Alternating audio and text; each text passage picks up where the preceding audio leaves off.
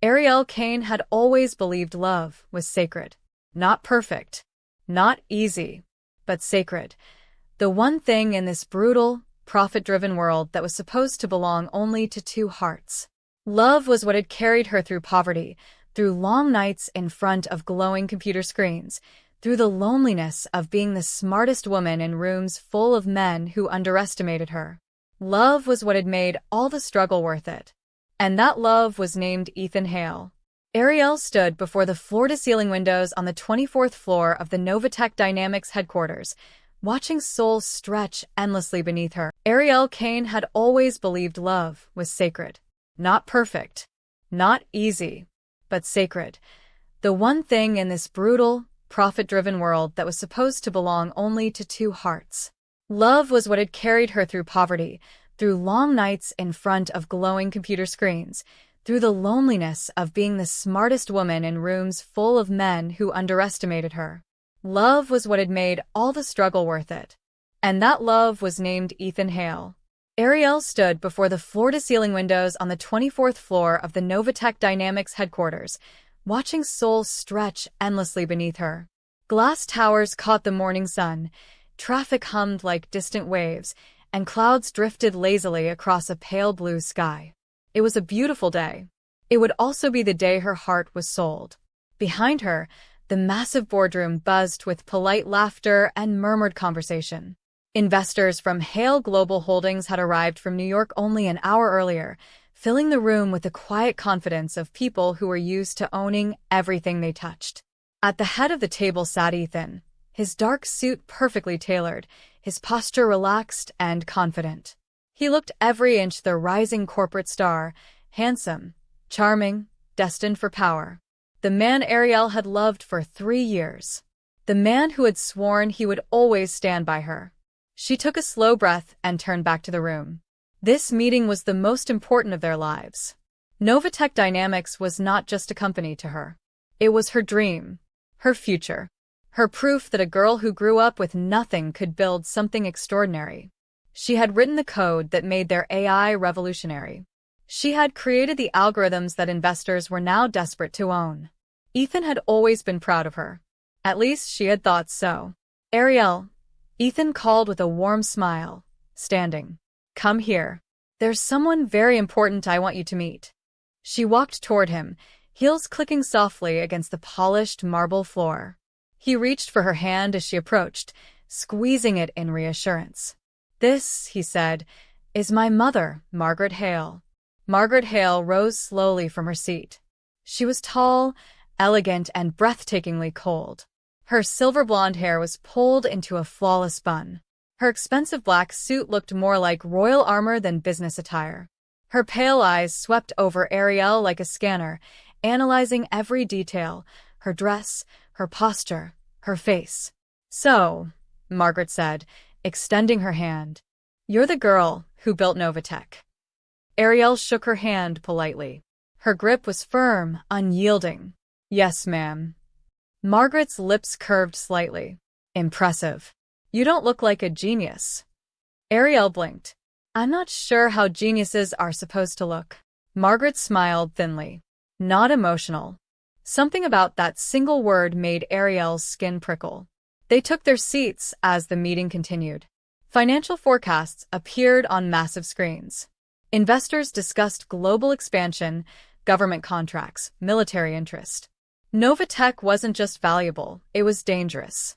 Ariel stood when it was her turn to speak, confidence flowing through her as she explained her technology. She spoke about machine learning, adaptive systems, and how their AI could predict and optimize supply chains, prevent hospital errors, and even anticipate financial crashes. The investors were clearly impressed. But Margaret never once looked at the screen. She watched Ariel. When Ariel finished, Margaret slowly closed her tablet. Your technology is remarkable, she said. But technology is useless without the right hands controlling it. Ethan leaned forward eagerly. That's exactly why we wanted to partner with Hale Global. I will invest $50 million into Novatech Dynamics, Margaret said calmly. Ariel's heart leaped, then froze. In exchange, Margaret continued, Hale Global will take controlling interests. Ariel stiffened. That wasn't part of the agreement we discussed. Ethan squeezed her hand under the table. Let's hear her out. Margaret's eyes glittered. There is one more condition. The room went silent. My daughter, Lydia Hale, will be joining Novatech as executive director. And, she looked directly at Ethan, she will also be joining your family. Ariel's breath caught in her throat. I don't understand, she whispered. Ethan slowly pulled his hand away from hers. Margaret's voice was smooth. Ethan will marry Lydia. Our families will be united. The company will be protected. The world stopped. Ariel stared at Ethan. Tell her she's joking. He looked away. Ariel, this is what's best for the company. Her heart began to pound so violently she thought she might faint. We're engaged. We're supposed to get married. And we were going to, he said softly. But this is bigger than us. So, I'm just disposable? She asked. He didn't answer. Margaret leaned back. Love is temporary. Power is eternal. Something inside Ariel broke. She stood abruptly. You're selling me. Margaret's eyes were cold. I'm buying the future. Ariel walked out of the room without another word, tears blinding her. The rain was pouring when she stepped outside.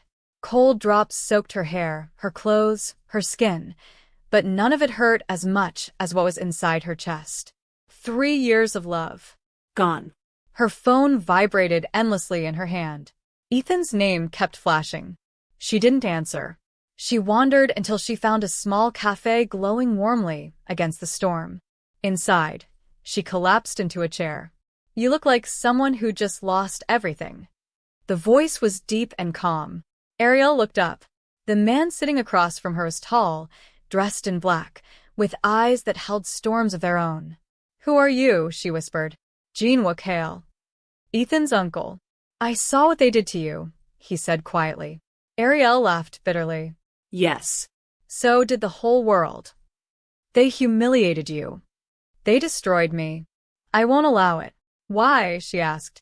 Because I despise men who sell their souls. Thunder rolled. Marry me instead, Jean-Wook said. Ariel froze. With my name, he continued, you will never be powerless again. She didn't know he was a Mafia king, but she felt it. And this was only the beginning. The rain had not stopped when Ariel Kane stepped out of the cafe. But she was no longer trembling. Moments ago, she had been a woman broken, heart shattered, dignity stripped away, dreams crushed under the weight of a $50 million signature. Now she was walking beside Jean-Wook Hale, a man whose calm presence felt like standing beside a sleeping storm.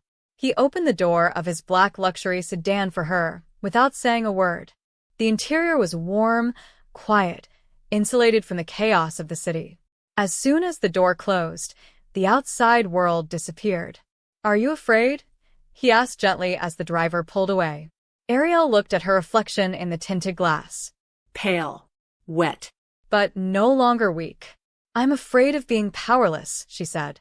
Not of you. His lips curved slightly. Good. Ethan's regret. Across the city, Ethan Hale stood alone in the boardroom that only hours ago had been filled with celebration. The deal was done. $50 million.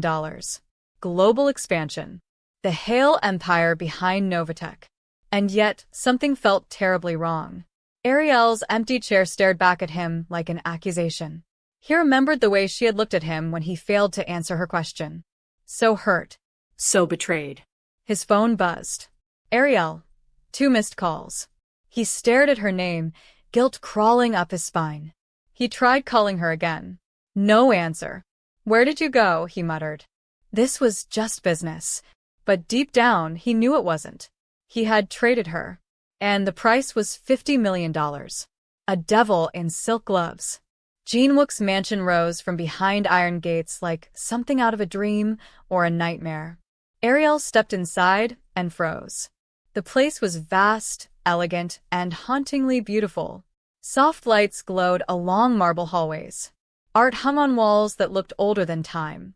It didn't feel like a home. It felt like a kingdom. This is where you live? She asked. For now, Jean-Wook replied. A maid bowed deeply to him as she passed. Another whispered something into a phone when she saw Ariel. Something about this place made her skin tingle. "Sit," he said gently, guiding her to a sofa. She obeyed. "Do you know why Ethan was willing to sell you so easily?" Jin-wook asked. Ariel swallowed. "Because he's weak." "Because he believes power equals worth," Jin-wook said. "And he has always wanted to be worthy of the Hale name." Ariel looked up. "And you?" "I already own it." Something about the way he said it made her heart skip. "Tell me," he said softly, "do you want revenge?" Her answer came, without hesitation. "Yes." A slow smile curved his lips. "Then you will marry me." The heiress learns the truth. At Hale Global Holdings, Lydia Hale sat in her luxurious office, staring at a photo of Ethan on her phone. She had won. Or so she believed. "Mother," she said as Margaret entered. "When will Ethan propose?" Margaret's lips thinned. Soon. But there is a complication. What complication? Jin-wook has taken an interest in the girl. Lydia stiffened. That woman. Yes. And Jin-wook is not a man who loses. Fear flickered across Lydia's eyes. Ariel's first step into darkness. Jin-wook stood before Ariel in the candlelit room. "You will become Ariel Hale," he said. "They will kneel to you." "And what do you get?" she asked. He stepped closer. "I get justice." Their eyes met, and something dangerous sparked between them. Outside, thunder roared. Ariel had just walked into a world of power, blood, and betrayal. And there was no turning back. Zara awoke to sunlight spilling across the penthouse floor, the city glittering like scattered diamonds beneath the early morning sky. The first thing she noticed was the faint scent of cedar mixed with something distinctly masculine, Jin-wook. He was already awake, leaning against the headboard, his eyes fixed on her with that unyielding, sharp intensity that made her heart skip. "Good morning, my wife," he said, voice smooth but edged with that dangerous undertone she'd come to recognize. She blinked, momentarily disoriented. It was surreal, even absurd, to wake beside a man she'd known for less than a month, married for barely hours, and yet feel safe and alive. "Good morning," she murmured, a small smile tugging at her lips. Her fingers found his hand instinctively, tracing the lines of strength and warmth. Jin-wook tilted his head, studying her like he had some private map of her soul, as if he already knew the depths she didn't dare share. "Sleep well?" he asked. "I did," she admitted. "Better than I expected." He smiled faintly, almost imperceptibly, but there was a softness to it that made her heart flutter. Good. "You need strength for what's coming." The words made her stiffen. Even in this strange, intimate morning moment, the shadow of danger always lingered. Jin-wook was not just wealthy, not just powerful. He was a man who moved through the world on his own terms, who commanded loyalty and fear in equal measure. And she had chosen to step into that world. Breakfast was quiet at first, a simple affair: fresh fruit, eggs, toast, and strong Korean coffee he brewed with practiced hands. The silence wasn't uncomfortable. It was charged, like the calm before a storm. "You've done your research," he said eventually, as if reading her thoughts. "You know about the Empire, the Reach, the gray areas. Yet you agreed." "I know enough to be careful," she said, eyes meeting his steadily. "But I also know enough to see opportunity. And to see a man who respects what I've built, even in the few days we've known each other." He chuckled softly, a low, velvet sound. "You're more perceptive than most. That's why I want you at my side. Not as decoration, not as a trophy, but as a partner. Someone who sees the whole board, not just the pieces that matter to others." Her pulse quickened. Even as he spoke of power, of strategy, there was a tenderness underneath it, a promise that whatever darkness existed in his world, she would not be forced into it unwillingly. "Are you always this intense?" she asked, half teasing. "Only when it matters," he said simply, eyes darkening with intent. "And everything matters. You should know that by now." Zara laughed softly, shaking her head. He was impossible, infuriating, magnetic. Every instinct screamed caution, yet every thought she had was drawn inexorably to him. The first week of their marriage was an intricate dance. Publicly, they attended charity events, exclusive art exhibitions, and private galas, always presenting the perfect, refined image of a couple bound by sophistication and wealth. But behind closed doors, it was a different world, one of whispered strategy sessions, deep conversations about their separate yet interconnected enterprises, and quiet moments that made her wonder if she could ever truly leave the security of his presence. Jin-wook was meticulous, methodical, and dangerously patient. He introduced her to carefully vetted associates, men and women who could navigate his world without causing unnecessary fear or alarm. Zara marveled at the precision with which he orchestrated his empire. Every conversation, every business decision, every gesture seemed calculated yet effortless. One evening, as they sat in the expansive study overlooking the city, she asked, "Do you ever sleep?"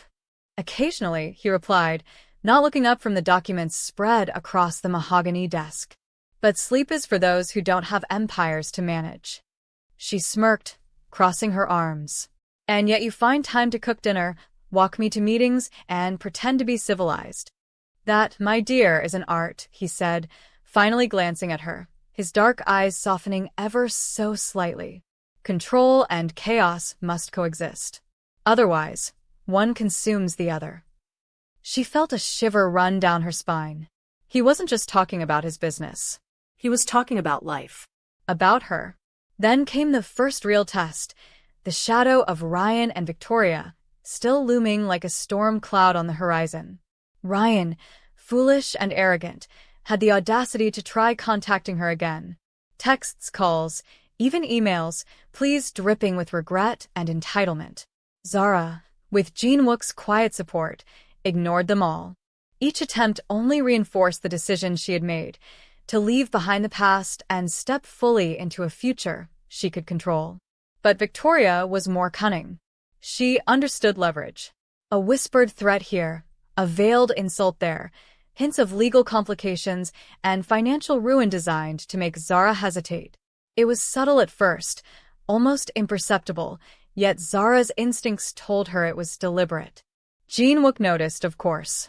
He did not interfere openly. He allowed her the agency to handle the threats, but his presence was constant, a silent shield. One evening, as they walked through the private terrace overlooking the city skyline, she voiced her concern. "They won't stop, will they?" "Stop." Jin-wook's tone was dark, and she felt it resonate through her bones. "No." "But they will learn quickly that their games do not reach me. Or you. I control what touches my family, Zara. And you are part of that family now." The weight of his words was heavy, but comforting. She realized then that she had stepped into a world where power was a language, and he was fluent. And she, despite her inexperience, was learning fast. Romance, however, had not been neglected in their carefully orchestrated life. Jin-wook's attentions were deliberate, always measured, never rushed. Each touch was meaningful, each glance carried intent. One night, as they cooked together, a simple Korean stir-fry with vegetables and beef, he caught her hand as she reached for a pot. "You move like a general," he said softly. "Precise. Controlled. Brave." "And you?" she asked, her voice teasing but her pulse betraying her. "Do you always study people like that?" "Only the extraordinary ones," he said, brushing her fingers with his thumb. "You've been extraordinary from the moment I saw you at that architecture lecture 2 years ago. You just didn't know it yet." Her breath hitched. 2 years. He had watched her from afar, observing her brilliance, her strength, and now he was here, offering not just partnership, but something deeper. Something dangerous and thrilling. The night escalated, a slow burn of anticipation. Dinner done, dishes cleared, they settled on the couch with wine. The city sprawled below them, lights glittering like stars brought to earth. Jin-wook's hand found hers, their fingers entwining naturally. "Do you trust me?" he asked, his voice low, intimate. "I want to," she admitted. "But this is all so new, so fast." "I know," he said, pressing a gentle kiss to the back of her hand. "And I will wait. Always. I only ask that you be honest with yourself. When you are ready." Her heart thundered. She didn't yet know if she was ready. But the pull she felt, the magnetic, undeniable draw to this man, was impossible to deny. And then, without warning, the past collided with the present. A subtle vibration from her phone, another message from Ryan. She ignored it, tossing the phone aside. Jin-wook noticed, his gaze sharp. "They will test you," he said quietly. "You must decide if you respond as Zara Lennox, the discarded fiancée, or as Zara Kong, a woman who answers only to herself." She looked at him, awe mixing with desire. This was more than a marriage. This was a transformation. The city had quieted, but the penthouse was alive with a tension that neither Zara nor Jin-wook could ignore. Lights from the skyline painted their room in soft golds and blues, but shadows lingered in the corners, reminding them both that the world outside was never truly safe. Zara sat at the grand window, fingers tracing the city lights, as if drawing a map of her new life. "Do you ever get tired of all this control?" she asked quietly, voice barely carrying over the faint hum of the city below. Jin-wook appeared behind her, his presence immediate, grounding. He didn't answer at once. He just placed a hand on her shoulder, warm and steady. "Control is a necessary burden," he finally said, "but it's not what drives me. Power without purpose is meaningless. I protect what matters, and right now that's you." Her heart tightened. It had only been weeks, yet the intensity of his protection, the depth of his promise, was suffocating in the most thrilling way. She leaned back against him, letting the rare vulnerability show. "Sometimes I wonder," she whispered, "if I can really belong in your world. Everything is so precise, so dangerous." "You belong wherever you choose," he said softly, tilting her chin up to meet his gaze. "And danger is part of life. Part of us.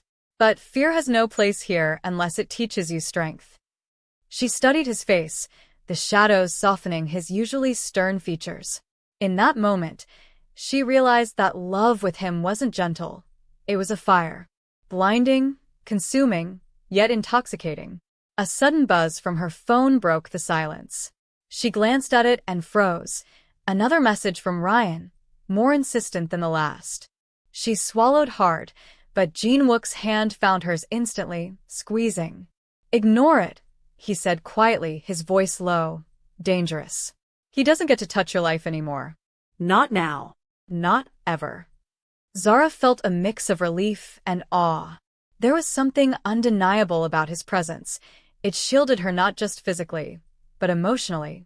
For the first time in months, she felt untouchable. Then, as if the night itself sensed the tension, a shadow moved across the terrace. Zara turned, heart leaping, but it was only one of Jin-wook's trusted aides. A folded note was handed to him, sealed, urgent. He read it, expression darkening. Zara watched, anxiety rising. "What is it?" she asked, voice tight. "An old threat," he said, folding the note with calm precision. "Someone from my past has noticed us. They're testing the waters." Zara's pulse quickened. Danger had always lurked at the edges of her life, but now it was inside their home, threatening to spill into the fragile safety she'd begun to feel. Jin-wook turned to her, his dark eyes softening for only a moment. "Whatever comes," he whispered, brushing a strand of hair from her face, "we face it together. You and I. Always." And for the first time, Zara truly believed it. In a world where power and danger intertwined, she had found not just a husband, but a fortress, a lover, and a partner who would stand with her against anything, even the shadows of the night. Zara had always thought life moved in straight lines, predictable paths that could be planned, controlled, and understood. But the past few months had shattered every assumption she held. She had lost, been betrayed, and yet, she had also found something she never expected, a love that both terrified and freed her. The penthouse was quiet that evening.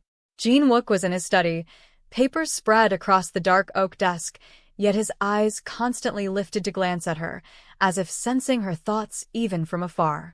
Zara sat in the plush armchair, a cup of tea warming her hands, staring out at the city lights that twinkled like promises she wasn't sure she deserved.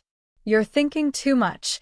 Jin Wook's voice broke the silence, smooth as velvet yet edged with command. "I can't help it," she replied honestly. "I keep wondering if any of this, us, is real. If I can truly belong in your world without losing myself." He stood, walking to her with that silent, deliberate grace that had always made her heart race. Kneeling beside her chair, he lifted her hands to his lips and kissed them gently. "Zara," he said, his voice softer than she had ever heard it, "you have already found your place. You just don't know it yet." You are stronger than you think, braver than you believe, and more beautiful than you realize. And you are mine, not just in name, but in heart, in soul."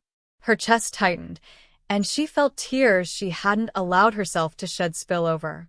This wasn't a show of power or wealth. This was him, raw, honest, unguarded. The man who had been the enigma of her world, the storm she had feared, was now the safest harbor she had ever known. Before she could respond, a soft knock came at the door. Jin Wook rose instantly, tension returning to his posture. He opened the door to see one of his most trusted aides, face serious, bearing an envelope. "For you," he said, handing it to him. Zara watched silently as Jin Wook opened it. His eyes scanned the contents, narrowing slightly, then softening almost imperceptibly. "It's from someone important," he said quietly, folding the note. "Someone who owes me a debt, and who has reminded me why I fight." Zara tilted her head. "Do I need to worry?" He shook his head, walking back to her. "Only if you let fear control you. And I promised you, no one gets to take what's ours." Not now. "Not ever." She leaned into him, resting her head against his chest. For a moment, the chaos of her past, the betrayal, the heartbreak, felt miles away. Here, in his arms, she was safe. Here, she was loved. The night deepened, and with it, the silence that spoke louder than any words. Jin Wook guided her to the terrace, the cool night air brushing against her skin. The city sprawled below them, endless and alive, but Zara only had eyes for him. "Do you ever regret it?" she asked suddenly, voice trembling. "Marrying me, taking me in after everything?" Jin Wook smiled faintly, eyes reflecting the starlight. "I have never regretted anything in my life that led me to you. You are not a mistake, Zara. You are the only truth I've ever known." Her heart swelled, and before she could think, she was pressed against him, lips meeting his in a kiss that carried all the unsaid words, the fear, the hope, the longing, and the love that had grown like fire between them. It was a kiss that stole her breath and anchored her soul. When they pulled back, she rested her forehead against his. "I never thought I could be this happy," she admitted. "Then let me show you," he whispered, voice low, compelling. "Let me show you every day for the rest of our lives." Zara laughed softly, a sound full of relief and pure joy. "I think I'd like that." The weeks that followed were a whirlwind of adjustments and revelations. Jin Wook allowed her glimpses into his world, not just the luxury and the power, but the loyalty and the unspoken codes that governed his life. And she, in turn, taught him vulnerability, how to trust without walls, how to let love be enough without control.